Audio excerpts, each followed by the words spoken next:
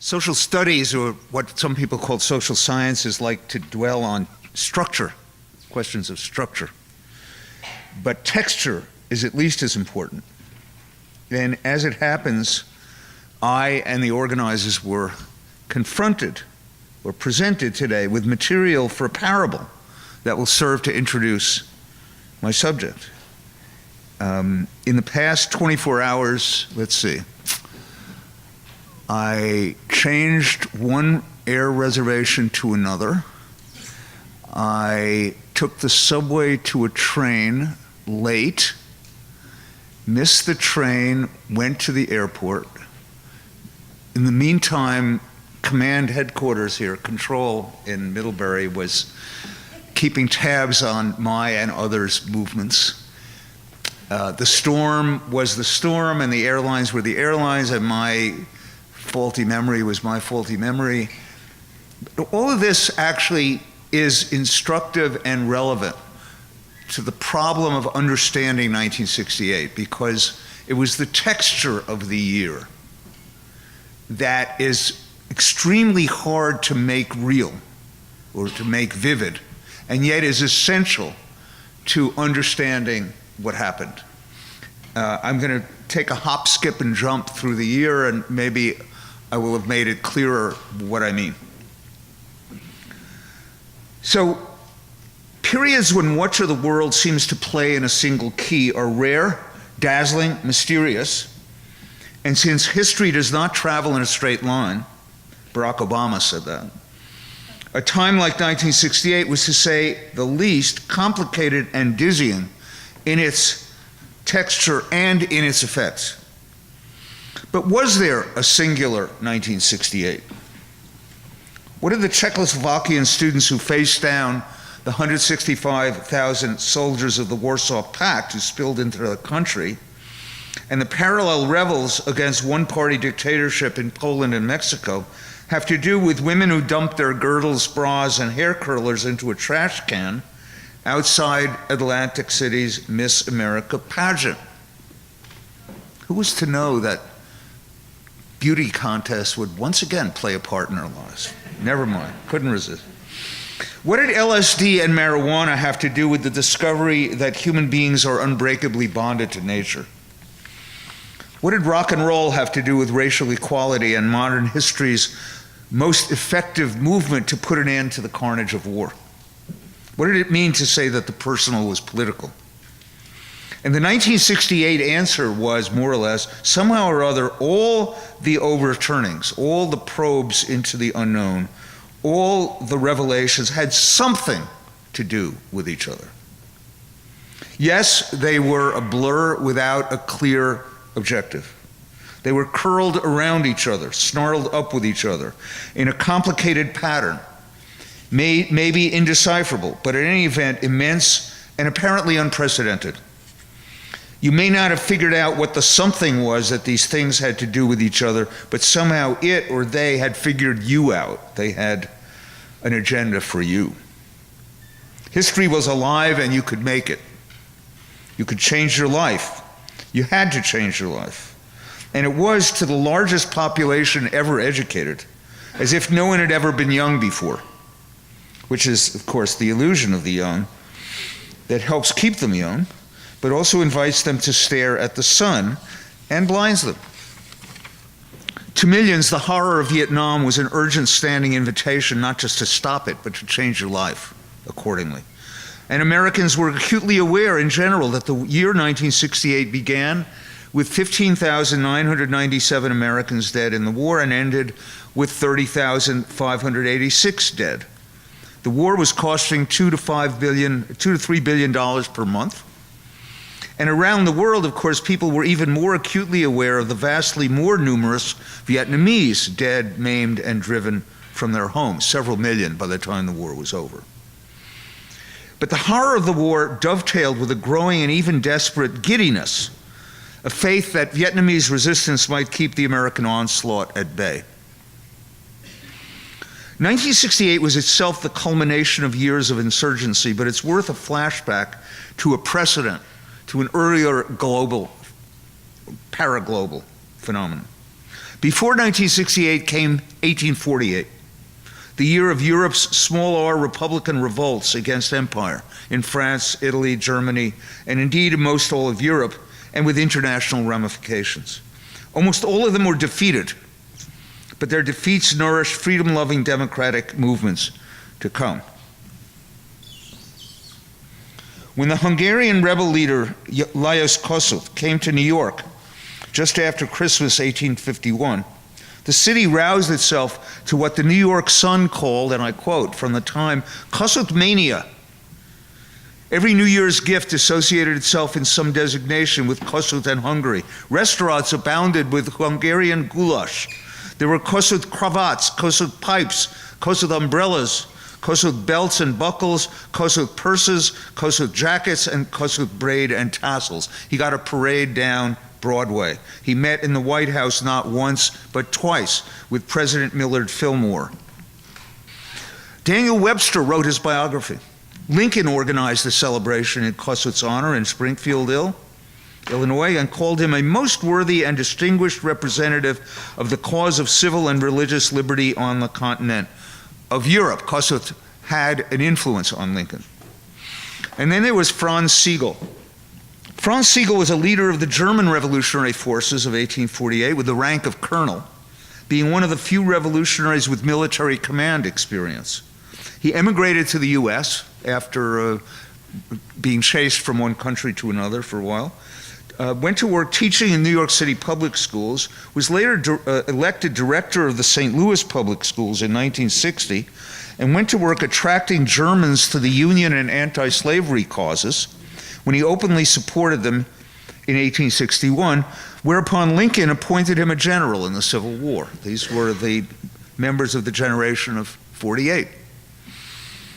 Carl Schurz is another one, rather better known than Franz Sigel. His record is more complicated, which is suitable for our conversation about 1968. Carl Schurz was a German 48er who was forced into exile into France, then forced out of France, migrated to the US, threw himself also into the anti-slavery Republican Party, became a Union general in the Civil War also, and then a senator from Missouri.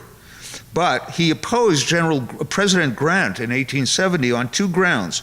He was against the annexation of Santo Domingo, but he also opposed Grant's use of the military to destroy the Ku Klux Klan in the South. That is to say, he opposed, in effect, Reconstruction. But enough of 1848, which was one uprising, which was this chain of freedom-loving nationalist inspirations.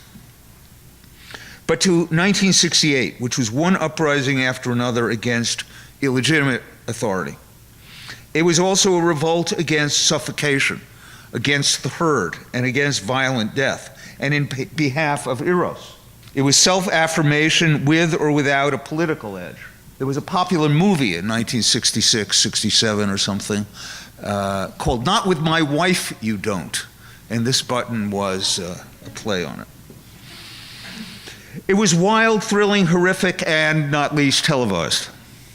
It was vertigo, nausea, astonishment, a delirium of hopes and nightmares. The texture of experience was thick, unstuck, and madly, perversely contradictory, and not just in America. In one country after another, rebellion clambered to its feet and charged at authority. Authority was guilty until proved innocent. Unsurprisingly, authority fought back to repel the rebels. The spirit of apocalypse was ubiquitous, although its revelations were often uncertain in the extreme. In the less quoted sequel to his best of times peroration, in The Tale of Two Cities, Dickens, I think, did a good job anticipating the sort of mental whiplash that became common in 1968. It was the age of wisdom, it was the age of foolishness. It was the epoch of belief, it was the epoch of incredulity. It was the season of light, it was the season of darkness. It was the spring of hope, it was the winter of despair. We had everything before us. We had nothing before us. We were all going direct to heaven, we were all going direct the other way. In 1968, too, history was either ending or beginning, or both at once. Hope was planted, hope was uprooted. Heroes stepped forward, and so did assassins. All over South Vietnam, the North Vietnamese, Viet Cong, and Viet Cong Tet Offensive put the lie to the fantasy that the U.S. was approaching that famous light at the end of the tunnel. Robert Lowell later wrote a poem saying that that light was the light of the oncoming train. Not yet come to light was the murder of several hundred unarmed Vietnamese civilians in the village of My Lai on March 16th. We're coming up on a 50th anniversary of that. I don't think there'll be too many nationally. There is an event at Columbia, but I don't think there'll be too many national commemorations. Tet fueled Eugene McCarthy's, Robert Kennedy's, and George Wallace's challenges to the incumbent President Lyndon Johnson, leading in turn to the administration's conclusion that the war could not be won and Johnson's decision not to run for a second term. There were parties in the streets when he made that announcement, and the anti-war movement rejoiced. Spikes of joy, days of anguish and rage. 4 days later, came the murder of Martin Luther King Jr. in Memphis, where he had gone, as many do not know today, to support a strike of garbage workers, sanitation workers, who were trying to organize a union. On February 1st, 1968, during the Tet Offensive, in fact, a downpour forced two sanitation workers, to seek shelter in the back of their old trash truck. The compactor kicked in and crushed them to death. That was the last straw for the workers who had achieved a union charter but no recognition from the city. And they marched day after day, facing police brutality and racial hostility, and the strike became a strike for basic human dignity. They came up with the sign that captured in 4 words the quintessence of what we used to call humanism. I am a man, of course, was the gender-neutral term of the time. After King was dead, riots or rebellions broke out in hundreds of cities. And there came also that image, of course, iconic in Mexico City.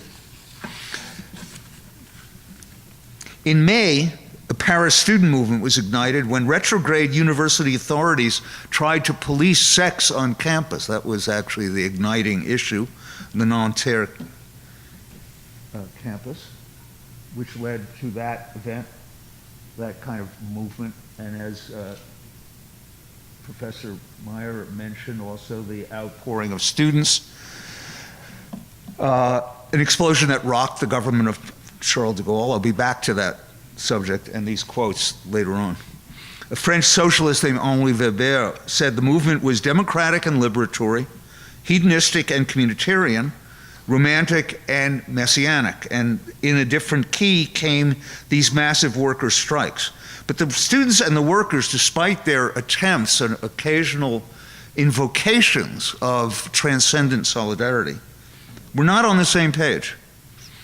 De Gaulle recovered, and France proceeded in the next month to elect a conservative government, actually the most fully conservative government in the history of the Republic, which was an outcome that the veterans of '68 could never quite get their minds around. In Czechoslovakia, the reform communism of Prague Spring led to the Soviet invasion of August. Socialism with a human face, which was a slogan of the Prague Spring, was one of the slogans. There's an outdoor meeting, and there's the throng greeting the Warsaw Pact tanks. After the assassination of Robert Kennedy, June 6th, the last hope expired for an anti-war resolution at the Democratic Convention in August, let alone an anti-war candidate. This was one of the markers. There was such signs were carried in Chicago. Chicago police under political command. This was not a police riot. This was an assault organized from headquarters. Savaged several thousand demonstrators, most of them nonviolent, a few of them provocatives, themselves spoiling for a fight, and some of those in the pay of government agencies. Some of the savagery broke into national television, and many of the delegates were decidedly unimpressed with the Democratic nominee Hubert Humphrey, who was committed to President Johnson's war policies and had moreover run in no primaries.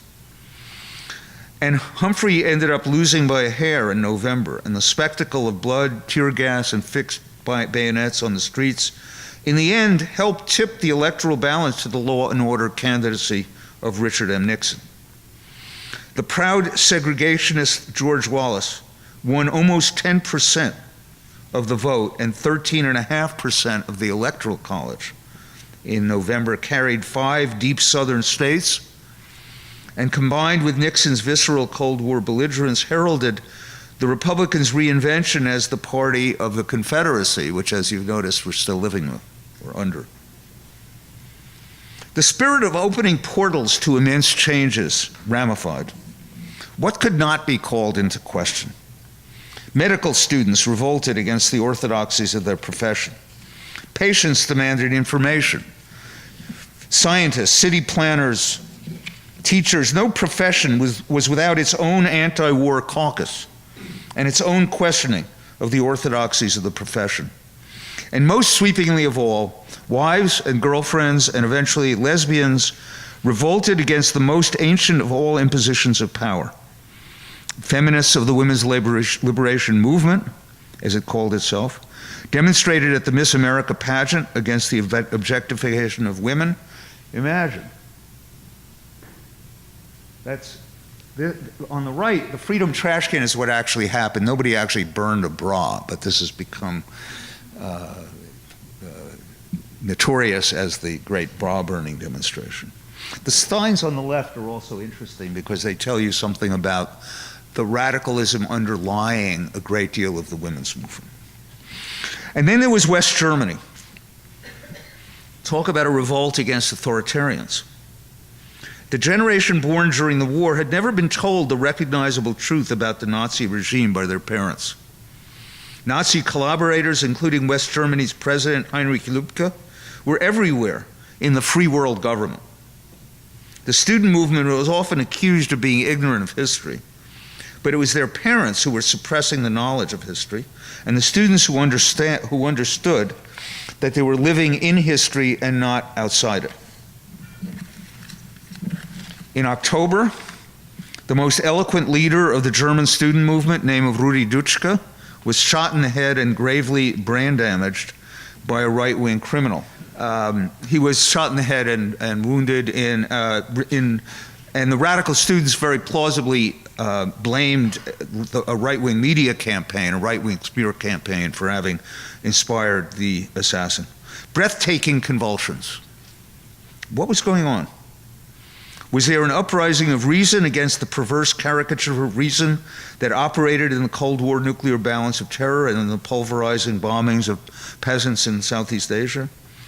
Or was there, as some said, a revolt against reason itself, a call to being, if you will, a call to use drugs as tickets to get out of your mind because your mind had been seized by heavy institutional parasites, by the dullness of the everyday and the hollowness of corporate life and the stupid state? Whether you were transfixed by the glow of a revolutionary dawn or quivered in fear of the darkness, the collective reality found its voices in the so-called underground press and its soundtrack in the no longer sweet jubilation of the Beatles and the sepulchral Dionysian moans of the Doors, the hymns of Aretha Franklin, the portentous harshness of the Rolling Stones, the fervency of Jefferson Airplane, and the raunchy lamentations of Janis Joplin, among many others.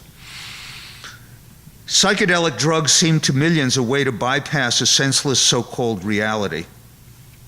William Blake had written that the tigers of wrath were wiser than the horses of instruction, and now the movements were galloping even faster than that.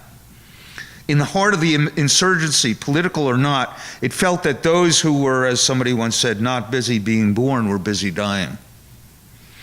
History was wild. It had come off the leash.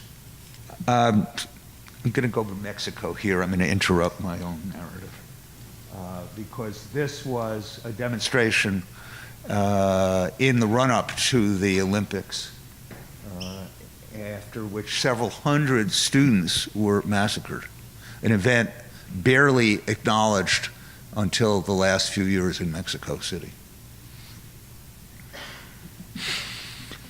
From the distance of half a century, it's the whole crazy amalgam, the wildness, the sense of looming apocalypse and possibility that's so startling and hard to make sense of. It's the sheer surprise, the courage, the recklessness, and mystery, the moral passion and delusion, and often plain inchoateness, the sheer out-of-the-blueness that brings dumb life to so many cliches, most of which are, in a way, accurate. One thing you could say was that the world was not frozen. Nothing could be taken for granted. Traditions were shredded. Public and private worlds were open. Intimacy was reworked. All kinds of cooperation might be possible. Sweep away the old. Let the repressed return. So what happened? The grand illusion of all these movements was that because they were in motion, they were in command of history. Some of the repressed that returned was the opposite of democratic. Backlash happened. Richard Nixon was elected president. Enough anti-war Democrats refrained from voting or voted for a fringe ticket to escort Nixon into the White House. The result was 7 more years of war, eventually unplugged by congressional legislation, but only after 58,000 Americans were dead and several million Vietnamese, Cambodians, and Laotians. And so too, for example, in France, as I mentioned, the legislative elections that took place elected a strong right-wing government, and the striking workers went back to their jobs. The prime minister had campaigned for the defense of the republic in the face of a communist threat, and he called for the silent majority, also Nixon's term, to make themselves heard. The inertia of normality imposes itself. Exhaustion, as one of the panels is entitled. While the culture of resistance and revolt is growing, America, at least, is otherwise occupied. Business rolls on. The rhetoric of revolution indulged in by some would-be revolutionaries and their die-hard opponents masks the actuality. Life goes on, bread is baked and delivered. The system, as Herbert Marcuse said, delivered the goods. These are the most popular American entertainment series of the year 1968-69. Laugh-In was a satirical effort which occasionally took a poke at Nixon and the war. Julia was a show about an African-American nurse. It was the first series to feature an African-American woman. But the rest of this was something else. This was not the America that the movement was living in. This was the America that thought the movement was disruptive and dangerous. And repression happens. Activists murdered, in exile, in prison, and trapped in revolutionary fantasies. This is the body of Fred Hampton, who was the head of the Black Panther Party of Chicago. He was a young man in his early 20s. He was drugged by an FBI infiltrator, and then the apartment where he and others were living was attacked by the police. He was shot dead in his bed. Absorption happens, energy dissipates, movements fragment, and so does the military, by the way. The war, by this time, is now wholly unsustainable, and Richard Nixon, who is not a dummy as a politician, ended the draft and promoted the 18-year-old vote. And the culture of rebellion, in many ways, this is an oversimplification, becomes the culture. Youth culture, anyway. Cultural rebellion becomes a thing. The market is where to express yourself. Be yourself, buy. So, in 1969, the country singer Merle Haggard had a huge hit with Okie from Muskogee. Some of the words are, "We don't smoke marijuana in Muskogee. We don't take our trips on LSD. We don't burn our draft cards down on Main Street. We like living right and being free." And here he is in 1980. Styles change. History also operates behind our backs. Nixon overreaches, and political rebellion triumphs. Goon squads operate out of the White House, but they run into mighty obstacles. An honest judge, honest journalists, honest civil servants, honest congressional investigators. And Nixon is left with no choice but surrender. By 1973, the luxury of cheap energy has exploded in the oil crisis. Say goodbye to the expectation of endless affluence. Face scarcity. But then what the literary historian Richard Slotkin called wild history goes on, with its own principles, its own paradoxes, and its own trajectory. Now, I'm going to have to interrupt the chronology. People are always curious about what lessons are to be learned. I would have a different list tomorrow because my mind is never quite settled, but here are a few for today. First is that movements run out of steam. Movements are exhausting and often destructive to the people who are most dedicated to them. The energy dissipates, and when that energy does not connect to an engine, when the energy dissipates in the open air and does not drive pistons, to use a fossil fuel image one day nobody will understand, things don't happen. Institutions are the engines, and they are hard to build and easy to destroy. Another lesson, if a movement assaults authority and fails to pick up the pieces, that is to say, fails to be organized and prepared to govern, somebody else will pick up the pieces. Those who are organized and prepared to rule. In this case, Nixon. Another more recent case, Tahrir Square, Arab Spring 2011. As you all know, the movement to overthrow Mubarak was started by a Facebook page. That's true, famously showing the face of a beaten, badly mauled, mutilated young Egyptian.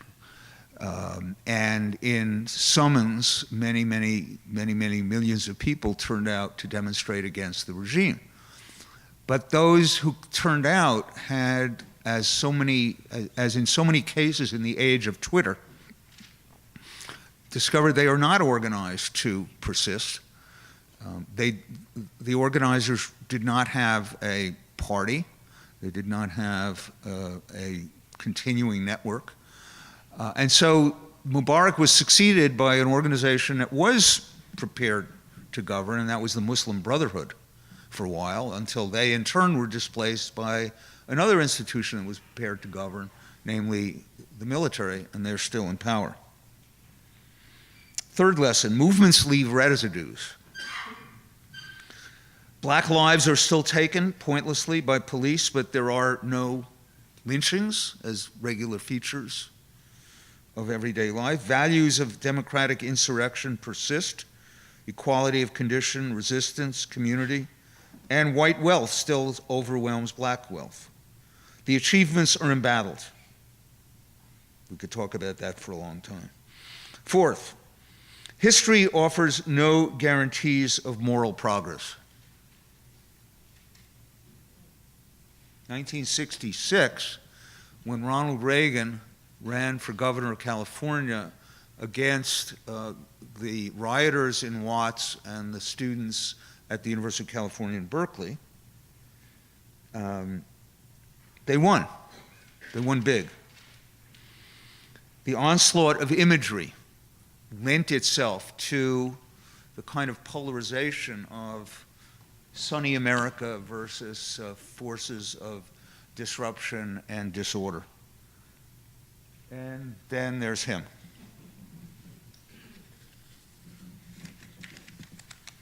By the way, the star is for television. This is the Hollywood Walk of Fame. Notice the little of course you don't know what television ears are, do you? But anyway, that's how television used to receive signals. So here, my point is that one of the great stories that I'm not telling here about what happened in the 1960s was television, but that's another story. No victories are final, finally. No victors are final, and neither are defeats. Here's our great national poet, writing about the revolutionaries of 1848. These are excerpts. Courage yet, my brother or my sister, keep on. Liberty is to be subserved, whatever occurs. That is nothing that is quelled by one or two failures or any number of failures, or by the indifference or ingratitude of the people, or by any unfaithfulness, or the show of the tushers of power, soldiers, cannon, penal statutes. What we believe in waits latent forever through all the continents, invites no one, promises nothing, sits in calmness and light, is positive and composed, knows no discouragement, waiting patiently, waiting its time. When there are no more memories of heroes and martyrs, and when all life and all the souls of men and women are discharged from any part of the earth, then only shall liberty or the idea of liberty be discharged from that part of the earth, and the infidel come into full possession. Then courage, European revolter, revoltress, for till all ceases, neither must you cease. I do not know what you are for. I do not know what I am for myself, nor what anything is for. But I will search carefully for it, even in being foiled, in defeat, poverty, misconception, imprisonment. For they too are great. Did we think victory great? So it is. But now it seems to me, when it cannot be helped, that defeat is great, and that death and dismay are great. Or, if you prefer a more recent version from a more recent sage, there's no success like failure, and failure's no success at all. So, what was the significance of 1968? It's up to us. Thank you.